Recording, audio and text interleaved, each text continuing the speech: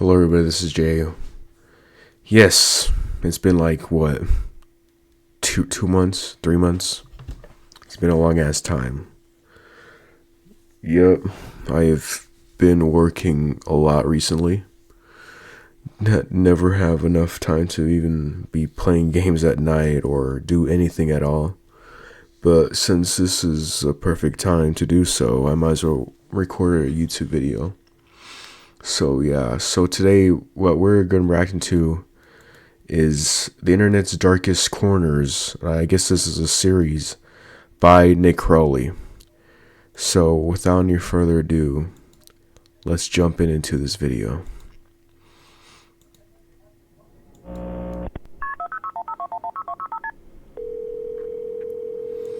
This is just to make sure if my thing's working. There you go. Yeah, it's working. 911 location of your emergency. Okay, what's going on? Alright, this is what's happened.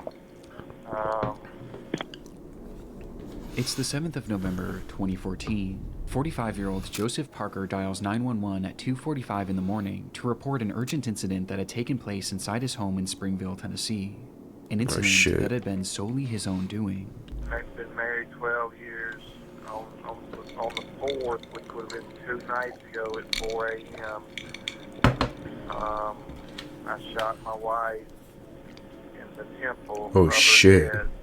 I thought I killed her. And I put her in the freezer out in the garage. It happened on him and his wife Samantha's 12th wedding anniversary, a day that should have been a celebration. Oh shit. But instead, what a way to go, man. Had somehow ended in Joseph shooting Samantha at point-blank range, before proceeding to put her body inside their garage freezer. An awful crime that Joseph was now confessing to. All I know is when you're a police officer, and when a person calls you to say that someone's missing, and they have this shit in their house or in their fucking garage, you know something's up, because who in the fuck would even put this in their garage? I mean, besides like a couple people, obviously for like beers and shit, but like as a police officer, you need to be very fucking suspicious of this shit. Because if I'm a police officer, I'm immediately checking in there, because there's gonna be a fucking body in there. 911 operator. But this confession wasn't the real reason for his call, as Joseph likely would have been content without ever reporting his own crime, had it not been for the fact that hours prior, he noticed something unusual. In the garage, when I checked on her tonight, and she's not dead. She's got a big hole in the temple of her head. Wait. She's not. She's got a big hole in the temple. I need to hear this again. When I checked on her tonight, and she's not dead. She's not dead, so she's still alive? So she still has a fucking pulse? She's fucking suffering in there? Oh, this was in 2014.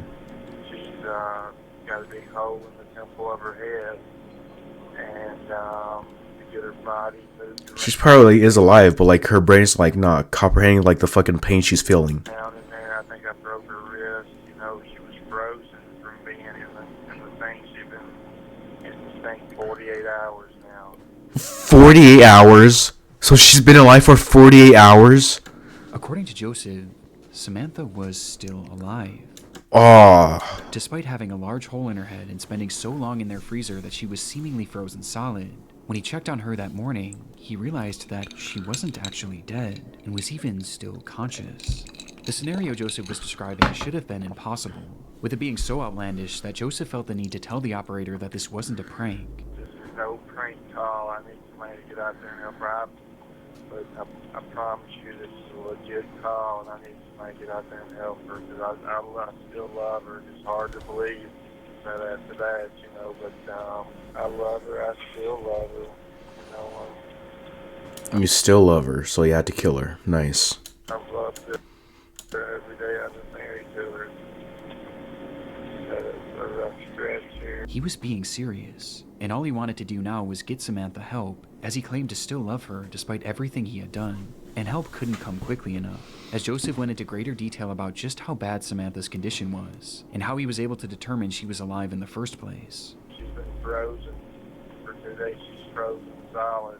It's amazing she's still alive. She couldn't talk, couldn't move her jaw. She's bad shape. She's a mess. She can't talk. I could give us a blink. Blink once means yes. Blink twice means no. Despite being unable to speak or move, Samantha was still blinking, and was actually blinking in response to questions Joseph was asking her, once for yes and twice for no. And in a moment of what appears to be a regret for what he had done, he tried to make things better by giving her blankets and pouring water in her mouth. Yes, she's still in the garage. I made her come Oh, pouring water in her mouth, that ain't gonna do shit. as close as I can make her.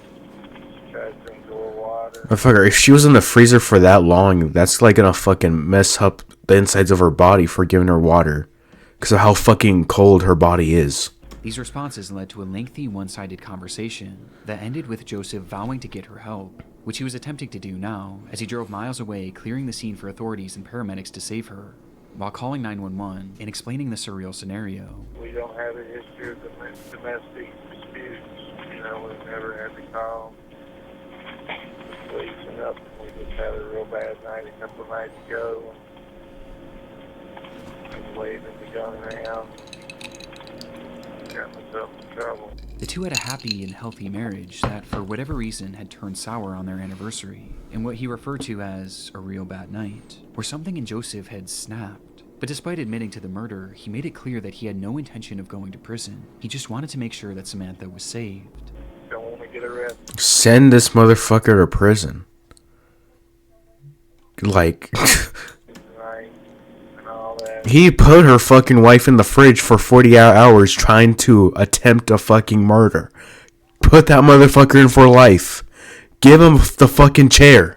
Telling the operator that they'll find her in the freezer, before ending the call shortly after.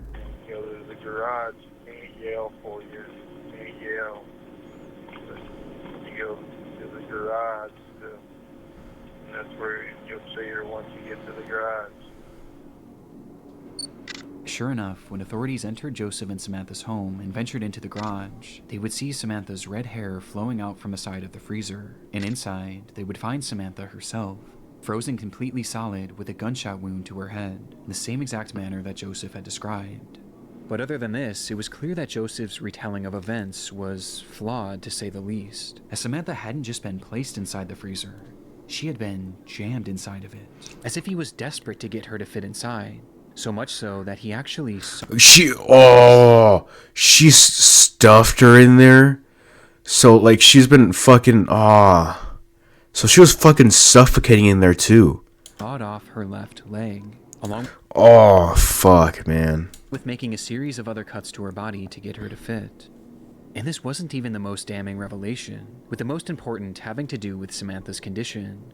Just by looking at her, it was clear to the first responders that Samantha was dead, and had been dead for days, likely having been killed instantly by the gunshot, meaning that the blinking Joseph had witnessed was entirely hallucinated. Huh. It never could have happened, and yet Yeah, because there's no way. that was For 40 hours, like, yeah. He fully believed it. Upon the discovery, Joseph quickly became the #1 most wanted man in Tennessee, and that same day, police would track down his vehicle as he appeared to have been trying to flee the state. Oh, so he fucking called them, then left?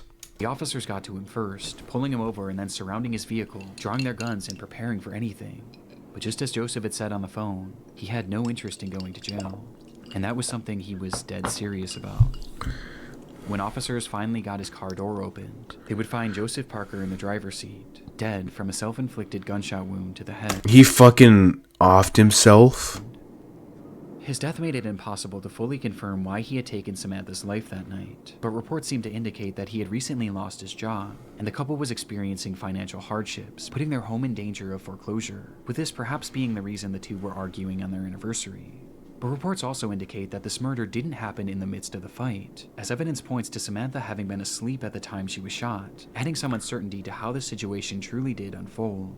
But one noteworthy discovery made after the fact was that at the time But he shot her in her sleep. This motherfucker. of his death, Joseph had drugs in his system, which could have been a factor in the murder itself, and it certainly was a factor in the hallucinations he was seeing afterwards, as he stood in his garage having full conversations with the frozen, mutilated corpse of the woman he had just killed, all the while truly believing it was all real, with this 911 call leaving a haunting impression on myself and the many others who have stumbled across it.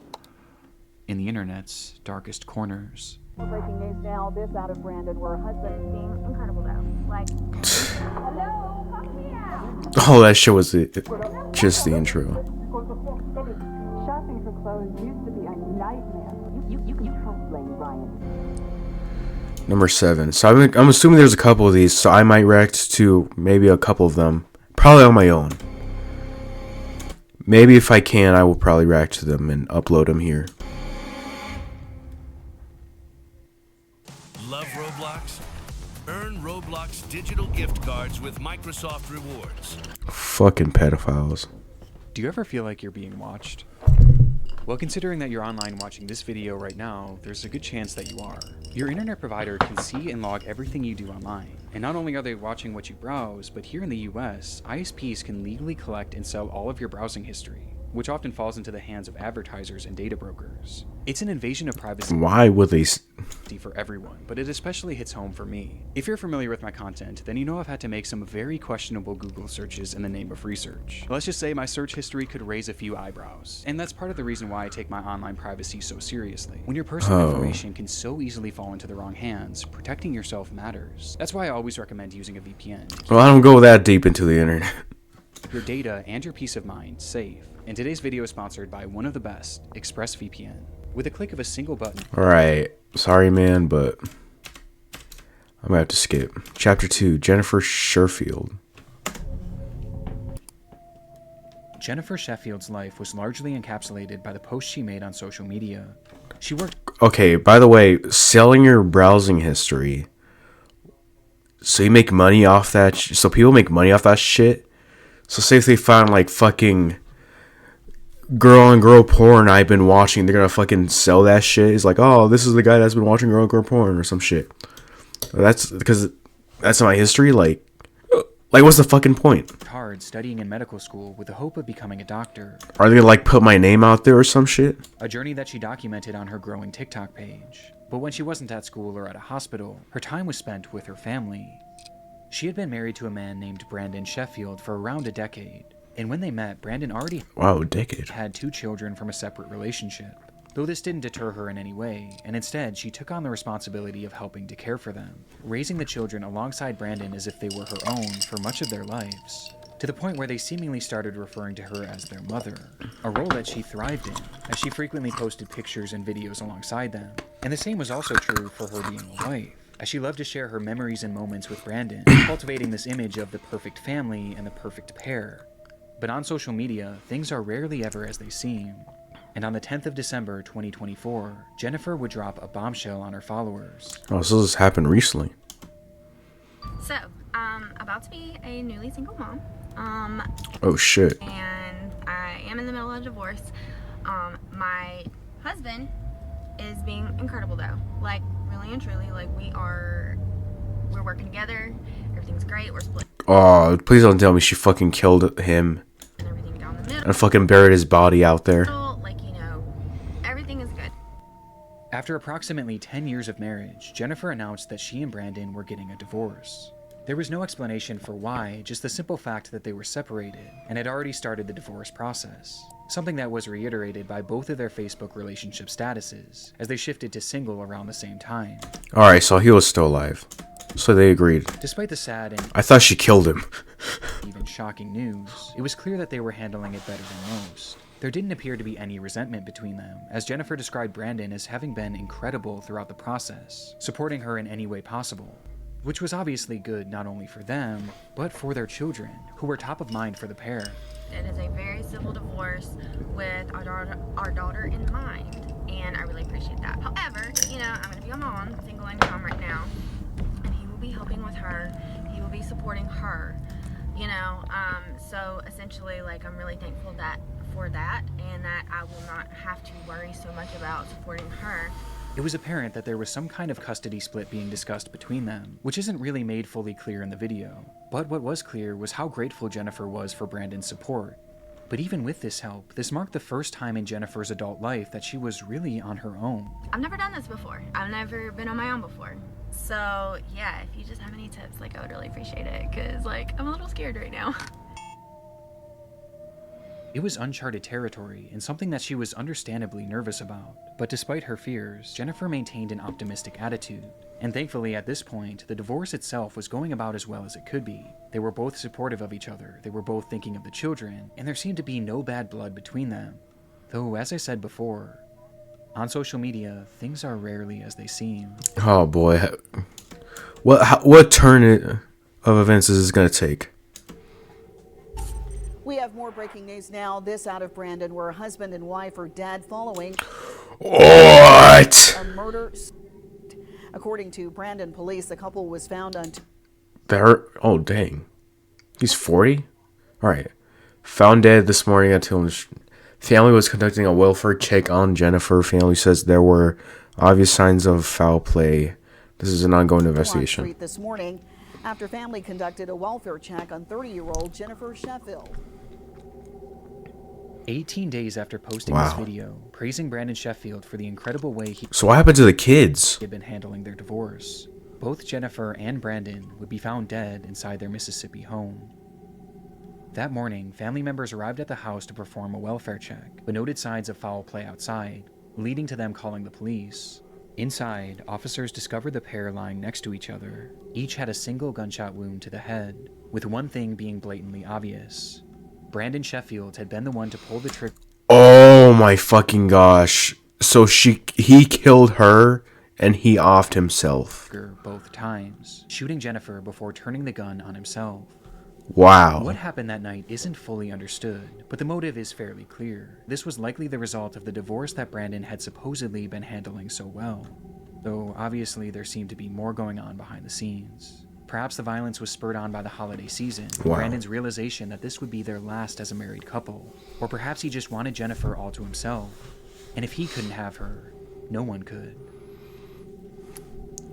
Since her murder, Jennifer's video has become a morbid piece of internet history, and just seeing how full Wait, so is this still on TikTok? of hope she was is heartbreaking in hindsight.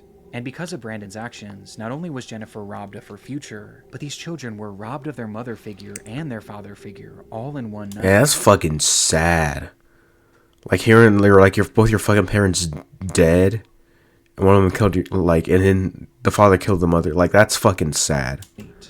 And making this even more devastating, some articles have claimed that one of these children was actually in the house during the shooting. Whoa. So, did they watch or? What Brandon did was nothing short of evil, but surprisingly, not everyone has seen it this way, as the discourse around this case has somehow led to people actually sympathizing with him, and even blaming Jennifer for her own murder. Sadly, this is just a fraction of the disrespect that Jennifer has faced since her death, as there have been numerous other online controversies surrounding her and her family. Though for the sake of this video, I don't want these to distract from the very real story and the very real victim at its core. A young woman who will now never get to experience the future that she was so hopeful for. I had this feeling this morning for some reason to tell you that it's gonna be okay. You still have a purpose. You've got to keep pushing. You still have a heartbeat. And that means that you've got to keep going. Yeah, man, this is just fucking sad. What crazy. It's crazy. Chapter 3, Stay Put. Oh boy. It was unlike anything she had posted before. Throughout 31-year-old Rania Ibrahim's Facebook page, friends, family, and followers have been accustomed to seeing posts of her children, various religious texts, and other media from her day-to-day life. But on June 14th, 2017, Rania would begin her very first live stream, and it was clear from the start that something had gone terribly wrong.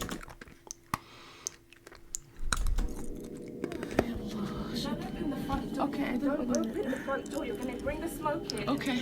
You're not going to be able to breathe. Your I'm scared maybe someone outside. They're in there. Is something fucking burning?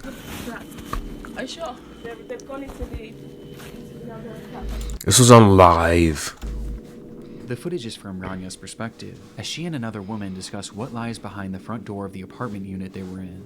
The woman, believed to be 33-year-old Isra Ibrahim, told her not to open the door as it would let the smoke in, while Rania insisted that people might still be out there and in danger, eventually leading to her peeking outside, and in turn giving us Wait, so what do they do? Did they lock them out? the glimpse inside their nightmare situation. Or are they just other people that are out there? Okay. Okay, I'm not opening it. Seems like they're in an apartment. الله لا إله إلا الله في حريق في العمارة لا حول ولا قوة إلا بالله العلي العظيم يا الله. Someone's trying to get in. The door opens for just a split second, revealing a thick layer of black smoke, the loud ringing of fire alarms, and someone pounding on a door. Rania eventually calls out to whoever was knocking outside, beckoning them towards her. Hello, come here. Come here. Hello. Hello. Come. Quick. To which 57-year-old Gary Maunders emerges from the smog, completely covered in ash. It was a dramatic scene, and one that you can start to piece together based on the footage alone, as it was clear that there was a fire raging inside that apartment complex, and the entire floor Rania was filming on had been filled with smoke.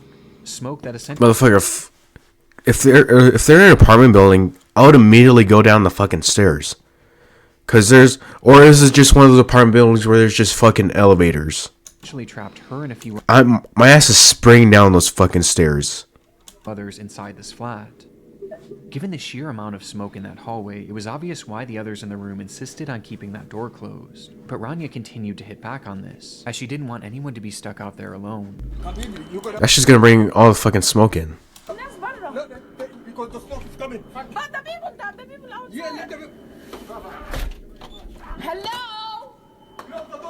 Hello. Okay, I'm going out. Hello. Oh my God! I closed it. Before eventually conceding and closing the door for good. It was obvious that the situation was dire, but just how dire wasn't revealed until Rania made her way over to the window. Okay, I'm not going. Okay. العمارة ولعت من تحت. Wow, they're way the fuck up there. Holy shit. They were 23 stories in the air, in the highest floor of the Grenfell Tower. Wow. Located in North Kensington, London, England, where Rania and hundreds of others lived. And now, somewhere in that high-rise, was a growing fire. My gosh, then I guess the fucking firefighters can reach that far. احنا في اخر دور هو اللي لسه ما ولعش يا ربنا يستر ان شاء الله لا حول ولا قوة الا بالله العلي العظيم. As she looks out the window, Rania tells her viewers that she believes the fire had started from the bottom of the structure and was the bottom. What? Quickly working its way up to them, with it now being just one floor below them. But officially, motherfucker, where are the fucking firefighters? Actually, this wasn't the story that Rania and the others in the room were being told. As each time they would dial 999, the operators would tell them that the fire was generally contained and leave them with one clear instruction: stay put.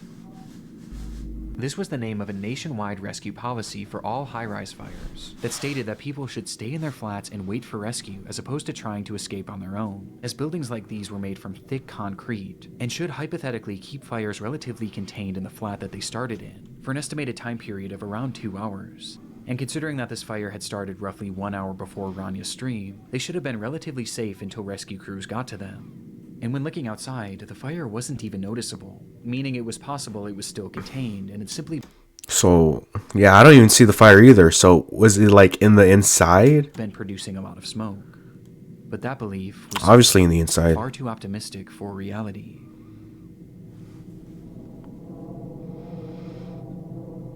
Oh. Fire brigade? Yeah, hello, hi, in the fire, flat 16 Greenfield Tower. Sorry, fire where? Flat 16 Greenfield Tower. It's the 4th floor. Right, okay. Quick. They're on the way already.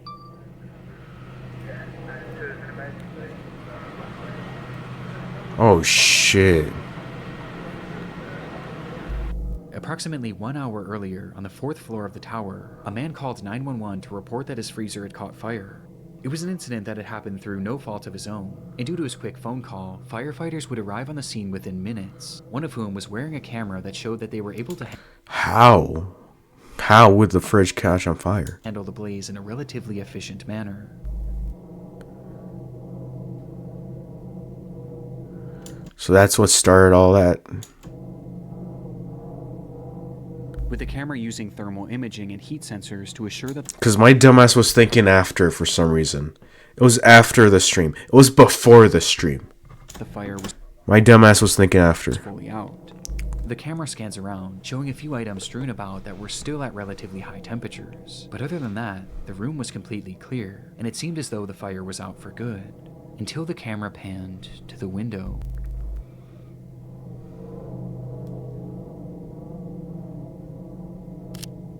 Revealing scorching hot droplets of debris falling from the outside like molten rain. The fire had spread above them and was now burning up the side of the building Oh my in a fucking. manner that was completely unprecedented and defied any sort of logic based on the firefighters' knowledge of the scene. And by the time they even realized what was happening, things were already out of hand. Holy fuck.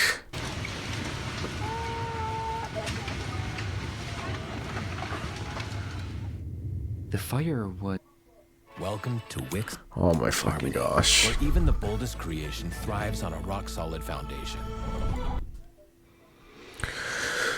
God, take their souls up to heaven. And within just that first hour, nearly the entire building was engulfed in flames. And Rania was now trapped on the tallest floor, opposite to where the fire was raging. And she wasn't alone.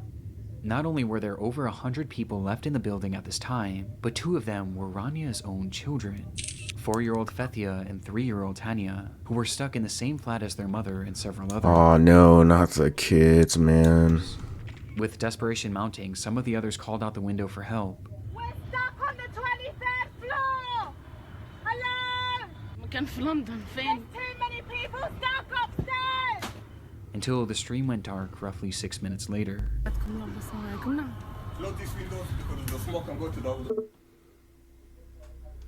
Wow. Despite things looking grim for the group on the 23rd floor, there was still some optimism about their rescue, as even 30 minutes after the stream had ended, those in the group were told once again by 999 operators to stay put, with the operator even telling them that the fire was contained to the 4th floor, which clearly wasn't the case.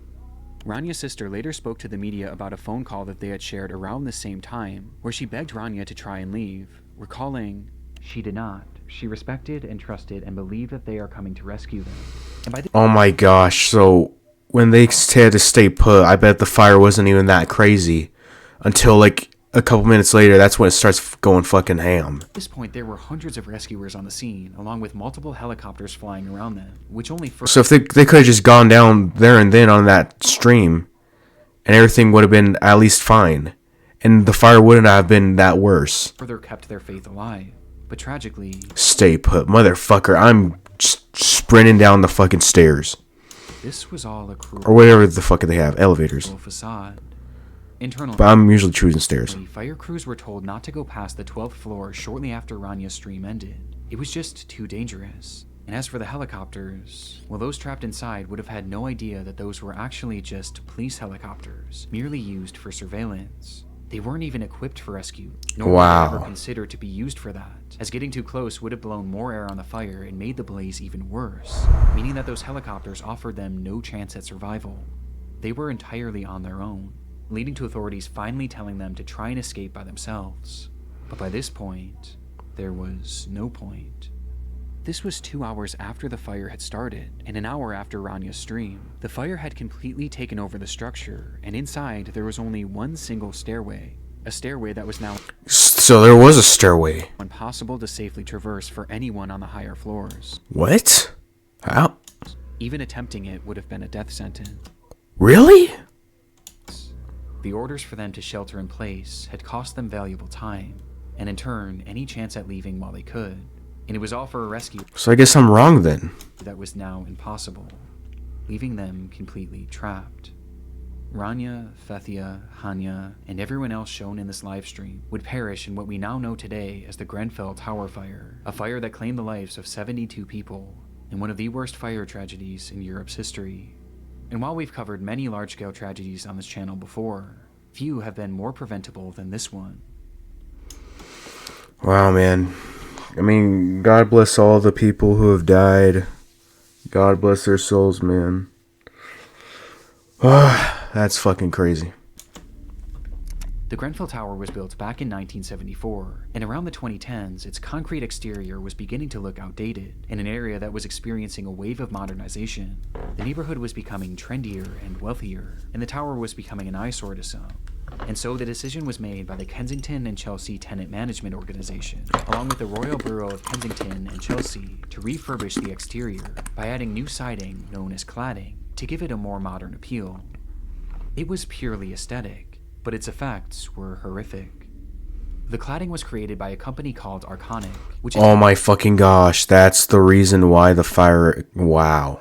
tested it numerous times to see how it held up to fire, and the results were awful. Their ACM cladding received a grading of F, with it being apparent that it was extremely flammable, with some likening it to gasoline due to how quickly it would erupt into flames. Oh my fucking gosh. Yeah, I was about to say, like, that's for fucking concrete, but motherfucker, they added that shit on there? Like, dude, that fucking company is getting fucking sued the shit out of. While also producing 3 times the amount of smoke as usual fires. But despite having these test scores and even acknowledging their failure in multiple emails sent throughout the company, notoriously following up their F score with the line, "Oops," they not only refused to fix the problem, but they also kept selling it, with one of their clients being the group working on the Grenfell Tower refurbishment. And it wasn't even a secret either. Those in charge of the project wanted it done as cheaply as possible, and this ACM cladding was as cheap as it got, and so they chose it despite knowing the fire risk. And worst of all, they had the opportunity to buy a version of this product that was actually flame retardant, but they opted for the cheaper, more dangerous product, which in the end only saved them about £5,000, or roughly $6,500 USD. Arconic knowingly sold this flammable product. The companies working on the Grenfell Tower refurbishment knowingly bought the flammable cheap ass motherfuckers product. And in the end, it all resulted in a disaster that they all should have seen coming. And when you couple this with the flawed orders to shelter in place, and the fact that there was only one stairwell, it was a recipe for disaster. This was always Oh, so there was one stairwell. Wow. going to happen. This was a failure on so many levels for so many parties, and it all traces back to greed and the value of money over the lives of innocent people like Rania and her children. Despite the fire starting 8 years ago, justice has yet to be served, as investigations are still ongoing to this day, leading to an agonizing wait for all those who lost loved ones in the blaze, with the trials themselves not expected to start for another full year.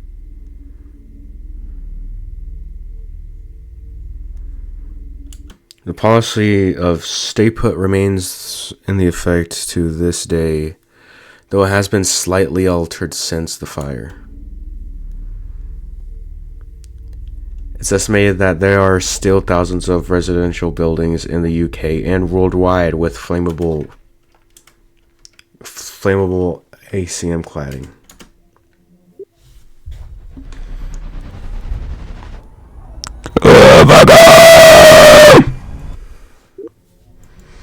Don't hang up. Chapter 4. It was the usual start to the day for Rhoda McFarland. The 42-year-old manager of the Lane Bryant store in Tinley Park, Illinois, was no stranger to big sales. It's the Have It All sale at Lane Bryant. Lane Bryant had a habit of launching monthly clearance events, sending out flyers and airing commercials in the days and weeks before to let all of their customers know. And this day, February 2nd, 2008, was yet another one of these sales.